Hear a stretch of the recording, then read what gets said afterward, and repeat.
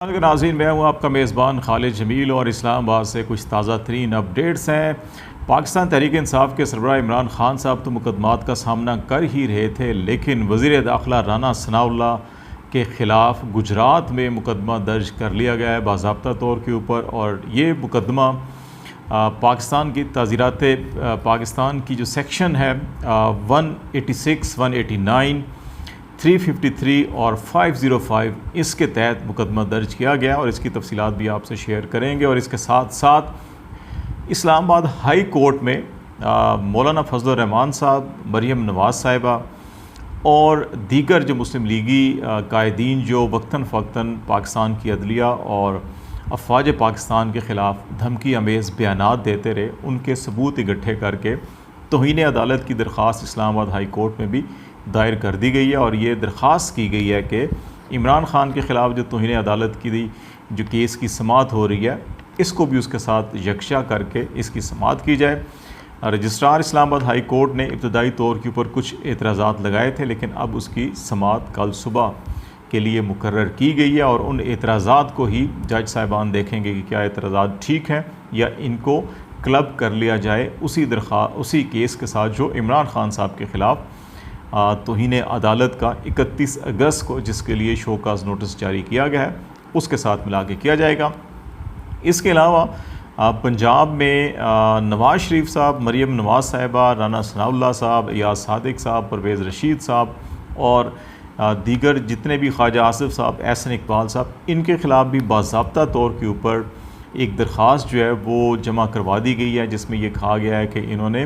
जो अफवाज पाकिस्तान के ख़िलाफ़ बयानात दिए, धमकियाँ में बयानात दिए और अदलिया की तौहीन की, उनके ख़िलाफ़ जो मुतलका कवानीन हैं उनके तहत मुकदमा दर्ज किए जाएँ। ये मामलात जो हैं कि अब जहाँ पे तहरीक इंसाफ के सरबराह इमरान ख़ान साहब इस किस्म के मुकदमात का सामना कर रहे थे, अब पाकिस्तान मुस्लिम लीग नून की तकरीबन सभी जो मरकज़ी क़ियादत है वो और इनके हमरा जो मौलाना फजल रहमान साहब हैं और PDM की क़ियादत के अंदर बिलावल भुट्टो साहब, जरदारी साहब जो हैं, उनको भी इसी किस्म के मुकदमात का सामना करना पड़ेगा। इसके अलावा जो एक और बड़ी अहम डेवलपमेंट है जिसके ऊपर हम बातचीत करेंगे, वो सितंबर क्यों अहमियत इख्तियार करता जा रहा है, नवाज़ शरीफ साहब की मुश्किलात में आए दिन मुसलसल इजाफ़ा क्यों हो रहा है और नवाज़ शरीफ साहब वतन वापसी के हवाले से अब क्या सोच रहे हैं, इसके ऊपर बात करेंगे। और फिर रावलपिंडी में कोर कमांडर कॉन्फ्रेंस हुई जिसके अंदर आर्मी चीफ जनरल कमर जवेद बाजवा साहब ने उसकी सदारत की और तमाम कोर कमांडर्स ने शिरकत की और इसमें बड़े अहम फ़ैसले किए गए हैं, इसके ऊपर भी हम बातचीत करेंगे। सबसे पहले अगर मुकदमात का मामला अगर देख लिया जाए कि जिस अंदाज़ में इमरान ख़ान साहब ने आज कहा भी कि वो ज़्यादा ख़तरनाक हो गए हैं, इसका भी ज़रा जायज़ा लेंगे कि वो ख़तरनाक क्यों उन्होंने ये लफ्ज़ इस्तेमाल किए और किस के लिए वो ज़्यादा ख़तरनाक हैं और क्या ख़तरा हो सकते हैं सितंबर में। इसके ऊपर भी जो हम कह रहे हैं कि सितंबर क्यों सितमगर, शेख रशीद साहब ने कहा जी कि सितंबर पाकिस्तानी सियासत के लिए सितमगर होगा, तो इस हवाले से भी हम बातचीत करेंगे। अगर मुकदमात का मामला देखा जाए तो दरख्वास्तें मुसलसल पिछले 2 हफ़्तों से और बिलखसूस जब से पंजाब में PTI की और पाकिस्तान मुस्लिम लीग कायद आज़म परवेज़ इलाही साहब की इत्तेहादी हुकूमत कायम हुई है ज़िमनी इलेक्शंस के बाद से, उस वक़्त से PTI की क़यादत के ऊपर मुसलसल दबाव था कि उन लीगी रहनुमाओं के ख़िलाफ़ मुकदमा दर्ज किए जाएँ जिन्होंने 25 मई को मुज़ालिम किए थे। लेकिन जब इमरान ख़ान साहब के ख़िलाफ़ इंसदाद दहशतगर्दी का मुकदमा दर्ज हुआ, तौहीन अदालत की कार्रवाई हुई और इसके अलावा भी दीगर शहबाज गिल साहब के ख़िलाफ़ जिस तरह से मुकदमा दर्ज हुए, मीडिया के ऊपर जिस तरह से पाबंदियाँ लगाई गई और जो प्लान था एक्चुअली सारा का सारा कि जी 15 सितंबर से पहले PTI, इमरान ख़ान और इन सब को फ़िक्स कर दिया जाए ताकि हालात वहाँ तक लाए जाएंगे, नवाज़ शरीफ साहब को बाहिफाजत वापस लाया जा सके, वो प्लान सारा का सारा धरा का धरा रह गया। और वो उसकी क्योंकि लॉजिकल और लीगल ग्राउंड उसके बड़े वीक थे,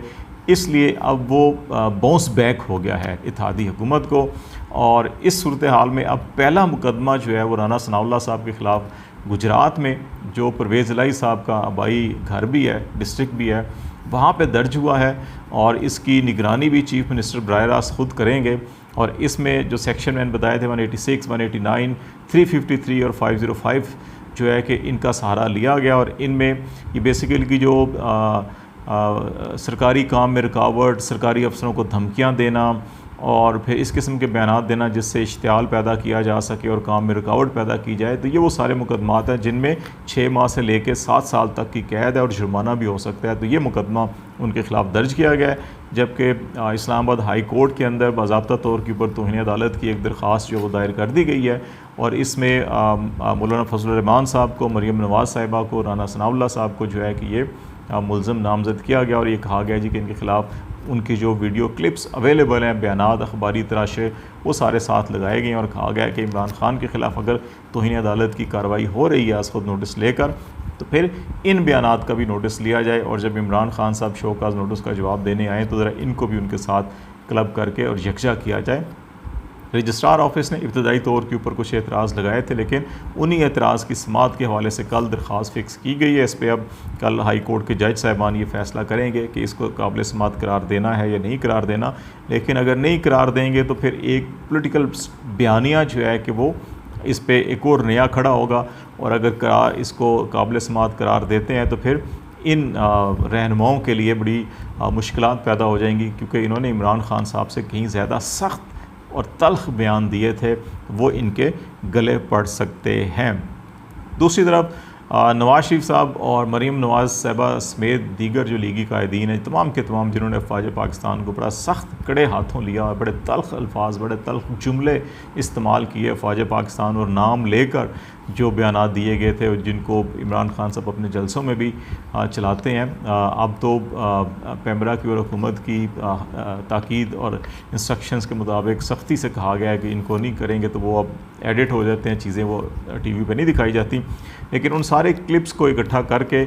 वो भी बाज़ाब्ता तौर के ऊपर दरख्वास्त जो है कि वो पंजाब हुकूमत को जमा करवा दी गई है पुलिस को कि इसके ऊपर भी मुकदमात दर्ज किए जाएँ और इन मुकदमात की नौयत भी यकीनन उसी किस्म की होगी जो शहबाज गिल साहब के ख़िलाफ़ मुकदमा दर्ज हुआ था। तो इसलिए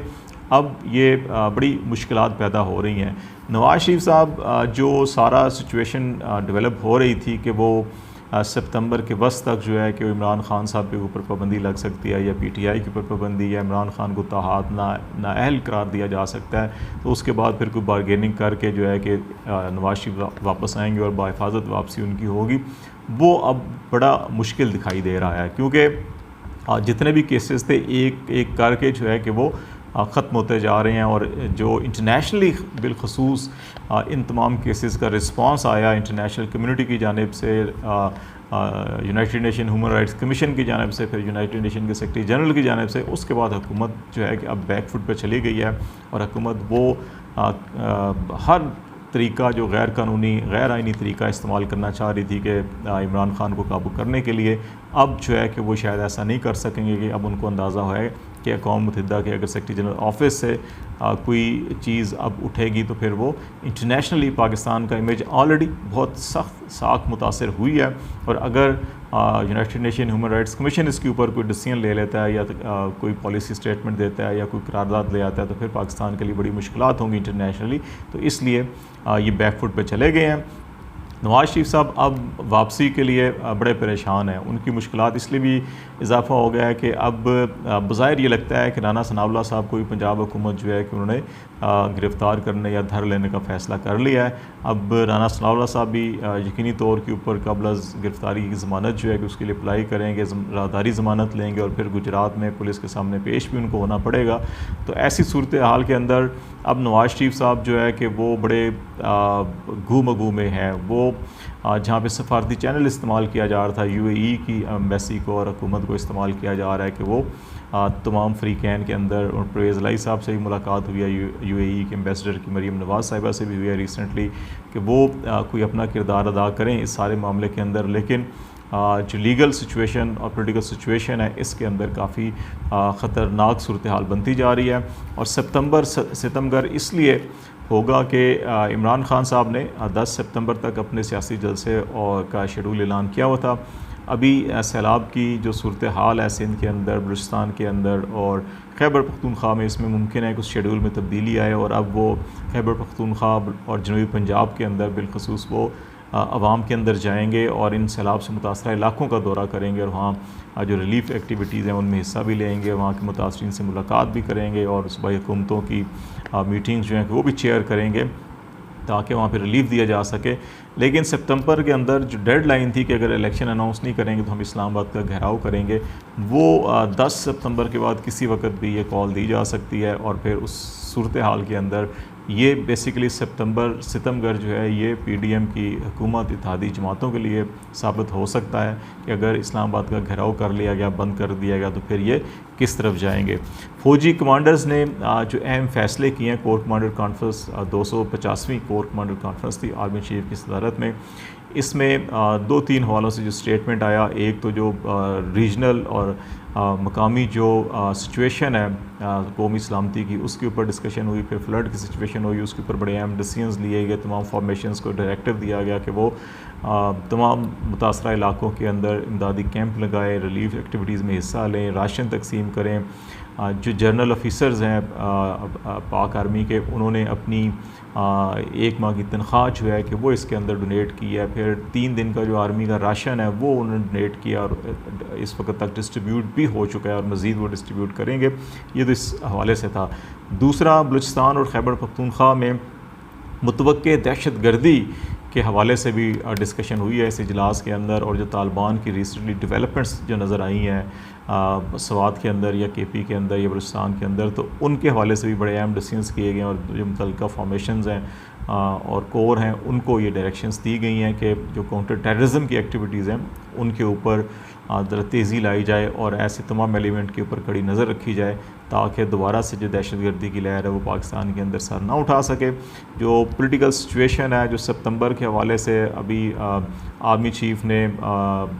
यूके का विज़िट किया, वहाँ पे जो रॉयल एकेडमी में चीफ गेस्ट के तौर के ऊपर, फिर उसके बाद उन्होंने यूएई और अभी कतर भी विज़िट किया था, तो इसमें जो अहम डेवलपमेंट्स हुई थी बायलैटरल रिलेशन की और डिफेंस कोऑपरेशन के हवाले से, उसके ऊपर भी आर्मी चीफ ने कोर कमांडर्स को एतमाद में लिया। ओवरऑल जो पॉलिटिकल सिचुएशन है, जो इम्पैक्ट डाल सकती है नेशनल सिक्योरिटी की सूरत हाल के ऊपर, वो भी ज़ेर बहस आई और इस चीज़ का जो है कि अज़्म का इजहार किया गया कि मुसल्लह फ़ौज कानून और आइन के अंदर जो उनका